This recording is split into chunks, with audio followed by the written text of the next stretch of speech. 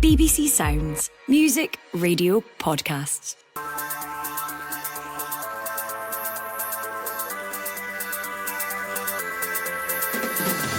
Well, hello and welcome to the Scottish Football Daily Podcast. I'm Phil Goodlad. All the news, the views, the analysis you need from our beautiful game is here on Friday, the 16th of May, as we look ahead to the final weekend of Premiership action.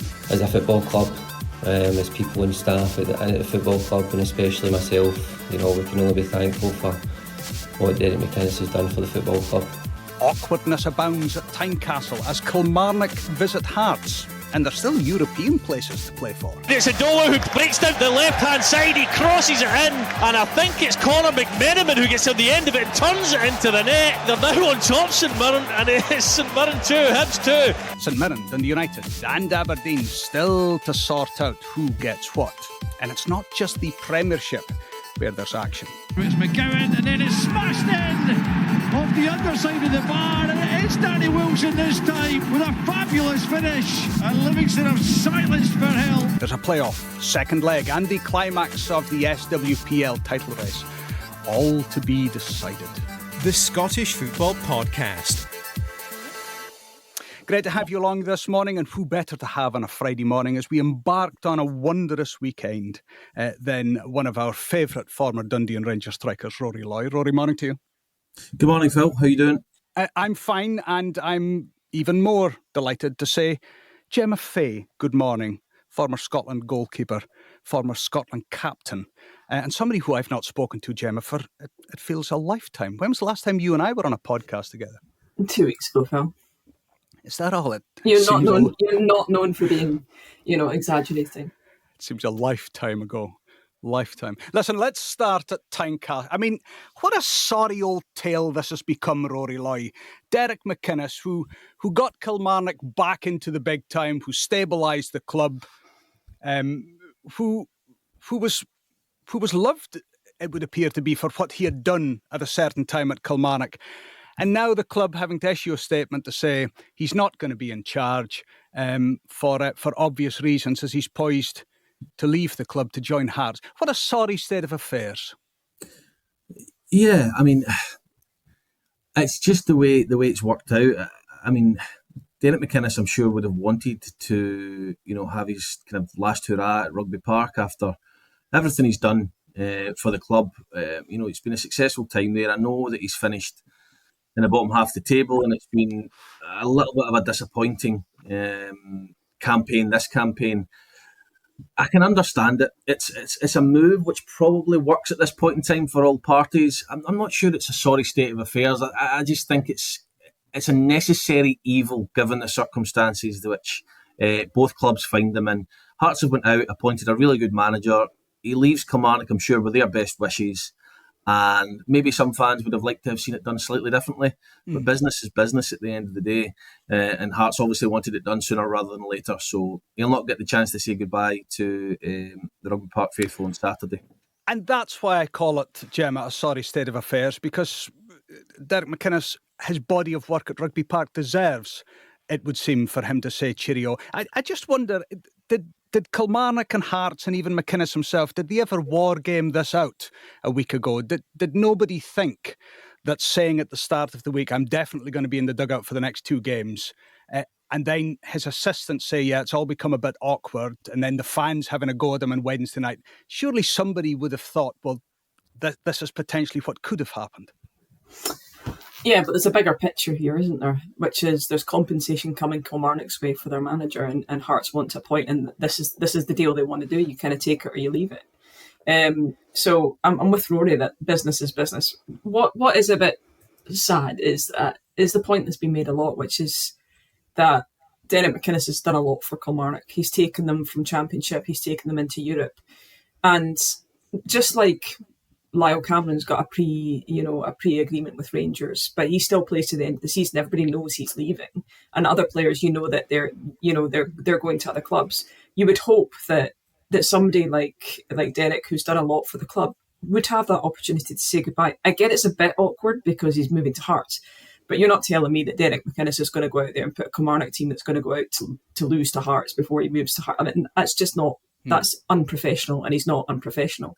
I would have liked to see the Kilmarnock board say, you know what, he's been our manager, he's done good for this club, he deserves a send-off. Regardless of if he's going to manage Hearts, we're going to give him that send-off and that opportunity. And I would have liked, I've read some of the fan comments, and they're kind of split. And this is the bit that kind of disappoints me a bit. Fans seem to have very short memories when it comes to things. And they don't necessarily seem to appreciate the work that somebody's done for a club and the opportunity and the right that somebody has to go and try and make another step in their career. So I think that Derek McInnes should still be in the dugout. I think that it would only be fitting that he gets the opportunity to say goodbye.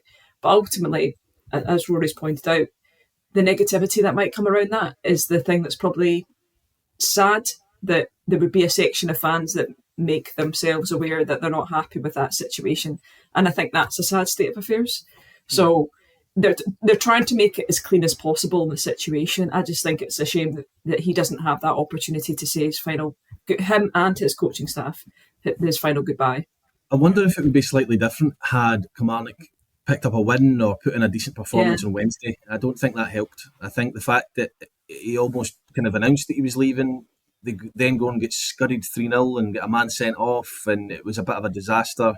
I wonder if they just thought, do you know what, after that, I think it's best. Because I agree with Gemma, Derek McInnes would have went out all guns blazing, desperate to win that game, but it didn't work out.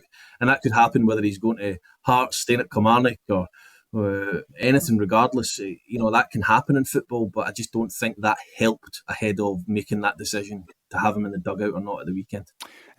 Rory, Steven Naismith's name has been heavily linked with the rugby park position. When it becomes vacant, and of course I need to put the BBC sort of health warning in here, nothing has been confirmed yet with McInnes moving from Kilmarnock to Hearts, although it appears to have been done and dusted. We're just waiting for that to be announced. Is it too easy a jump for the media and for pundits alike to say the former Kilmarnock player Steven Naismith will become the new Kilmarnock manager? Yeah, it makes sense. He's local. I know he lives kind of down that way, down in Ayrshire. But I also know that he's quite happy having a wee bit of time away from football. I remember as well speaking to Steven Naismith when he was working with the BBC at one point, and he was very big on, any job anywhere always has to feel right, has to be right, and not just taking a job for the sake of it. So regardless of whether he lives 2 minutes down the road or 2 hours down the road from Kilmarnock, he's going to want it to be right, and the club will need it to be right as well. If you put, people might be putting 2 and 2 together and coming up with 5 here. I could be wrong, but he's got the experience from his time at Hearts. I actually think he flew under the radar a little bit in his first season. For that to be his first job in management, to finish where he did in the league, I think it was a relatively successful time, especially when you look at where Hearts are now. He just had a disastrous start to this season, which he'll have learned from. So, look, it kind of goes away from what Kilmarnock are used to appointing. I know they try something slightly different with Alessio. That didn't work out. But when you look at Steve Clarke and Derek McInnes, they're two men who know, they've got a huge back catalogue of management, huge success at Kilmarnock. I know it wasn't so much this year. So he's got big boots to fill, and he'll need to learn on the ground if he was to get the job. But I do think it would need to be right for Kilmarnock and Steven Naismith, which sounds obvious, but I think Steven Naismith's the type to really deep dive and make sure everything behind the scenes is exactly how he would want it to be before accepting anything. Gemma, we're 7 minutes into this podcast, and I was hoping to get to 10, but it's never going to happen before I ask you about St Johnstone. David Witherspoon was on Good Morning Scotland with me yesterday, speaking about his old side and the love of your life being relegated. And he said the silver lining could be that we could drag Dundee down with us. And I said to him on air, that's so petty. And he was like, well, that's just the way it is. Would you love St Johnstone to do something against Dundee this weekend to see them come down to the playoff relegation battle? I mean, that's said like a true Perthite, isn't it? Like, let's be honest, there's 20 miles between us and there's no love lost. Look, I think for your kind of hardcore St Johnstone fan, there's a kind of a bittersweet type thing that you come up with a big result against Dundee in the final day of the season and force them into a relegation battle. And we're talking about you because you're a hardcore St Johnstone fan. So let's not mask it. I cannot claim to be hardcore. I'm not East Stand massive, that's for sure. If you're talking to my brother, perhaps, but not me. Look, I can understand that sentiment and that feeling. If I'm to try and be objective in this, if I look at Ross County and if I look at Dundee, I think Dundee have shown more in terms of this season, the style of play that they do, etc., to probably be able to edge that against St Johnstone. I think this is a cup final, so previous history in the league this season, I think, doesn't really count in this. It goes with kind of current form and what kind of emotions you're taking into that game. Dundee are certainly taking some frustration into that game. I mean, we don't need to talk about the penalty that was never a penalty. But it was never a penalty. In your view, but in the referee's view, I mean, I think in everybody's view, everybody who's ever played football's view. Except the referee. It was his view. No, they decided. No, VAR didn't decide. VAR decided nothing. Referees never played football. But VAR decided it must be a penalty because he didn't interject. That's my point. Phil, the guy doesn't even know where he is. It's absolutely ridiculous. The referee or the defender? Both. So if I'm Dundee and you saw Tony Docherty, and I think he probably did the right thing in not coming out for that post-match interview, because I don't think he'd be in the touchline this weekend if he did. I think if you're Dundee and you take that into the St Johnstone, the thing that St Johnstone have been woeful at this year is defending. Dundee, the worst team, the ones that are worse than them. But the thing that Dundee have been really good at is scoring goals as well. And they're an attacking threat. They are an attacking threat. Now, you could say St Johnstone, shackles off, last hurrah. There's nothing better than putting Dundee down to that relegation playoff. But I think a Dundee team that's got a bit between their teeth and feels a bit aggrieved going into that final game, knowing it's within their hands to not be in that playoff, I think will be too much. Rory, do you think Nick Walsh will get a Christmas card from Downs Park? I highly doubt it. But in terms of that scenario which is going to play out, this whole St Johnstone dragging Dundee into it, that's a big assumption to make that Ross County are going to beat Motherwell. Motherwell are in good form. I know they need to go up there. I think it was Gemma said there about the shackles being off. Motherwell have got the freedom to relax and go and play their stuff and go and play their football.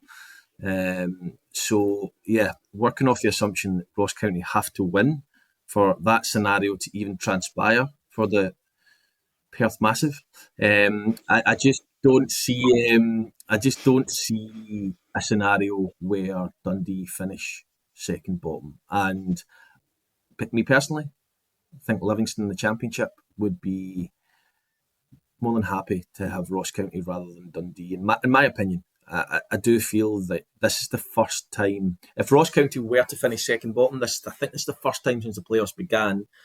I know the Championship teams have come up, but I've always went into them thinking the Premiership side will probably have enough. I don't think so this year. I think Livingston would beat Ross County. And saying Livingston, Thistle, of course. Sorry, well, I was going to say that game's not taking place yet. Of course, that would suggest you think Livingston will win tonight. Yes. Well, I don't know if they'll necessarily win, but they'll not lose by more than 2 goals. Yeah. That tonight, by the way, BBC Scotland Channel 7:30 sports scene. Livingston take their 2-0 lead into the second leg with Partick Thistle. All the action from the bottom 6 and the relegation play out for that final playoff spot will take place on Sunday. We were hoping for a helicopter Sunday for the relegation. It was referred to me yesterday on the golf course that it's Moped Sunday now for that relegation. I was thinking more Uber. Well, we're not allowed to say that name on the BBC. I just did.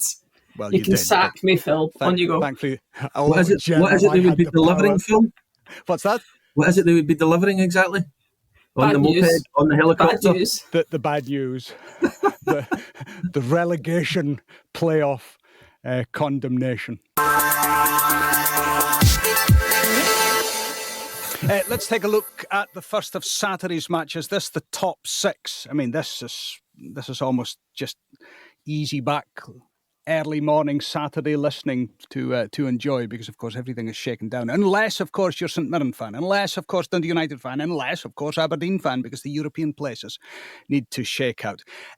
Gemma, if you were involved with Aberdeen both on the park or in the stands, how worried would you be after Wednesday's mauling from Celtic that you have to then go to Hampden next weekend and face them on a bigger pitch for a cup final?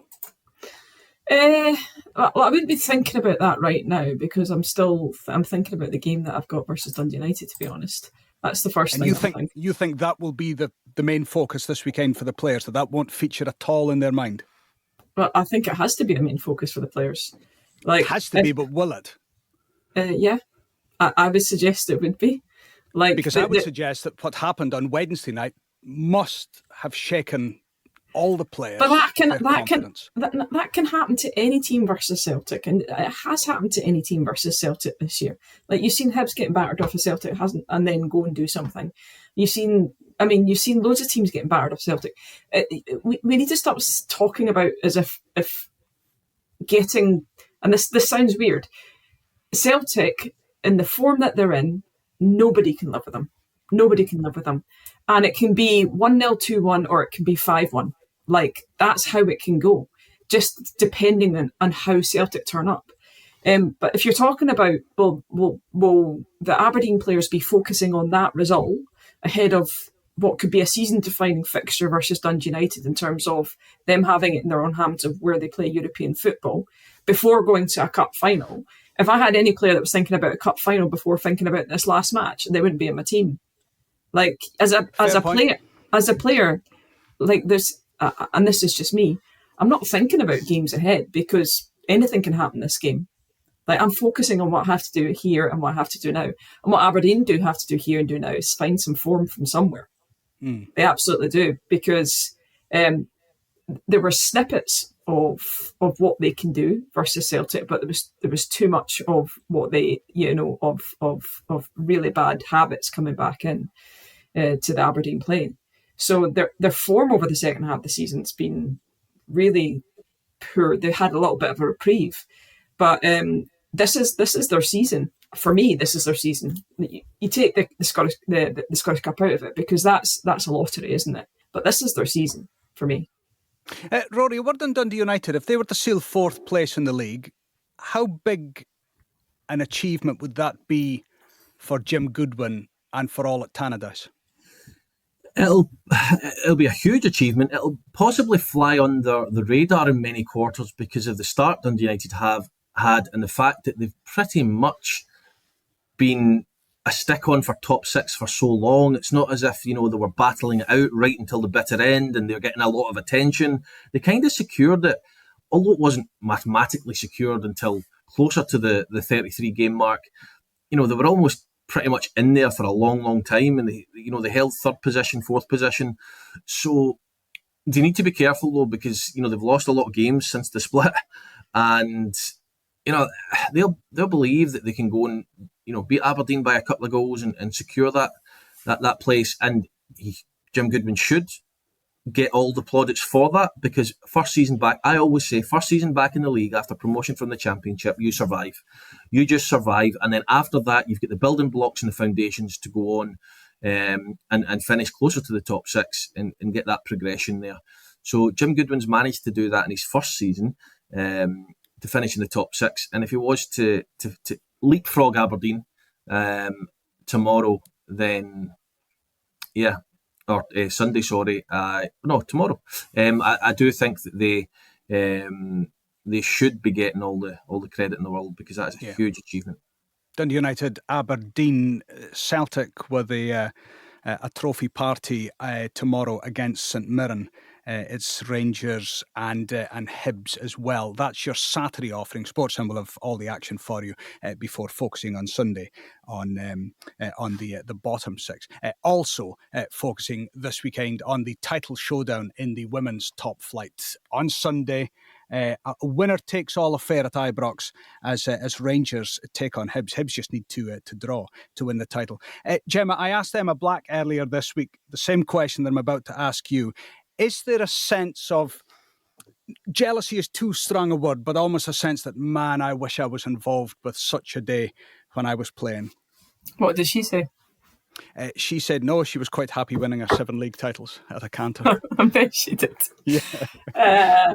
No, it's not jealousy, but it's exciting, isn't it? It's exciting. The growth of the game is such that we now have a situation that this is probably the most exciting league in terms of jeopardy at the top end that in Scotland, if not within the UK, going into, and this is not just a this season phenomenon. The last 3 years, the title has been decided in the last day. That's been phenomenal, and mostly on goal difference as well. So you have a situation where you've got you for the last couple of seasons you've had essentially the big three. So you've had the big two, Rangers and Celtic, and everybody expected Rangers and Celtic to come in and blow everything out of the water because of investment, etc. And what that's actually done is it's spurred on other clubs. So Glasgow City increased their investment. And as an independent club, you need to take your hat off to Lon Montgomery and those other members of that club for what they've done in that space. And then all of a sudden you see Hearts start to put a bit more money in, and you think Hearts are coming through and they're being this the kind of fourth team in that. Then all of a sudden Hibs, who historically have been a big player in the Scottish women's game, fallen by the wayside, all of a sudden come storming through this year and have been the absolute surprise package. Both in terms of the level of resource they have, but also in the fact that everybody just expected them to fall away, and they absolutely didn't. They just got stronger and stronger and stronger. So for me, this is really exciting. I'm fortunate enough that I get to commentate on this one with Emma Black, actually. By the way, who wins this year? Who are crowned the champions of the SWPL for 24-25? Rory? Me, I think... look, listen, I think in terms of no, I'm not. In terms of the final game, I think Hibs have been unbelievable this season. But, I was talking to Gemma off air. I do think that the cup final will pay bigger potential in Hibs' mind. That one-off shootout where the winner takes all. So I would be leaning slightly towards Rangers to get the win. And they're at home. I can't call it because there's too many factors in this. But what I will say is this will go down to injury time. This will go down to injury time. The who wins this title will be decided in the 92nd, 93rd, or 94th minute. And there's too many things. Hibs form, the big pitch at Ibrox, Rangers at Ibrox. Rangers haven't beaten Hibs in the league, but they smashed them 5-0 in the cup. It's just impossible to call. But it's going to be good. So tune in. Gemma Fay suggesting to Rory that he was sitting on the fence, but he gave us an answer. Gemma Fay, the fence has buckled with you sitting on the top wire. But are you saying I'm fat? No, I am not. It sounded like you were saying I was fat. Right, this pod is being ended now. Listen, thank you very much. Rory Lloyd, Gemma Fay, thank you. Gemma is on commentary duties for a Sports Sound, 11:45 on Sunday morning for that title shootout. Thomas Duncan behind the mic for you as well for that one. Tonight, BBC Scotland, 7:30 for Livingston against Partick Thistle, and tomorrow, Sports Sound, as well as Sunday, with all the action from the Men's League 2. For now, though, I'm Phil Goodlad. Enjoy your beautiful day, enjoy our beautiful game, and don't sit on fences because you might be accused of fat shaming people, and that's not what we do on this podcast. Have a good day. For everything you need to know about your team this season, download the BBC Sport app. All the latest news, goal updates, stats and scores, and insight and analysis. Just select your club to get the biggest stories and best content at your fingertips. What a result. Download the BBC Sport app for everything you need to know about your team this season.